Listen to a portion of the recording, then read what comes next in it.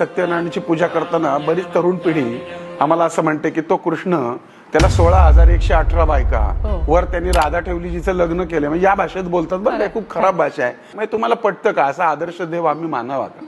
पण मुळामध्ये आम्हाला कृष्ण समजला नाही, आम्हाला गणपती समजला नाही, आम्हाला विष्णू समजला नाही, आम्हाला त्याचे अवतारच समजले नाही. तर 16,118 बायका म्हणजे काय हो? आता तुम्ही मेडिकल फील्डमध्ये आहात, आयुर्वेदामध्ये ज्या नाड्या आहेत त्या तेवढ्या सांगितल्या गेल्या आणि त्यातून एक रक्ताची धारा धारा धारा धारा राधा वाहते आणि त्या धारेला तो कृष्ण आकृष्ट होतो. कृष्ण म्हणजे हृदय आणि 16,118 म्हणजे नाड्या, राधा म्हणजे रक्ताची धारा. तो कृष्ण तुमच्यात पण आहे, तो कृष्ण माझ्यात पण आहे. मला सांगा, युगे 28 विटेवरी उभा करकटावरी ठेवून या. मग तो युगे 28 तो पलंगावर का उभा नाही, तो खुर्चीवर का उभा नाही, तो विटेवरच का उभा? कारण त्याच्यातनं हेच सांगितलंय की तुमच्या प्रत्येक घराच्या विटेवरती हा पांडुरंग उभा आहे.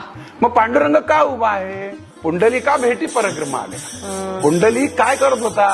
तो त्याच्या आईबापाचे हातपाय दाबत होता. ते भजन करताना पांडुरंग आल्यानंतर आईबापाला महत्व देऊन त्यानं वीट भिरकावली आणि त्या विटेवर त्याला थांबवला. जोपर्यंत तुमच्या या भारत देशामध्ये किंवा जगामध्ये आईबापांची सेवा घडेल तोपर्यंत तो पांडुरंग त्या विटेवरच उभा राहील. आणि म्हणून तुमच्या घरात जर तुमच्या आई वडिलांची सेवा झाली तर तुमच्या घरातल्या प्रत्येक विटेवर पांडुरंग उभा आहे. त्यासाठी तुम्हाला पंढरपूरला जायचीच गरज नाही.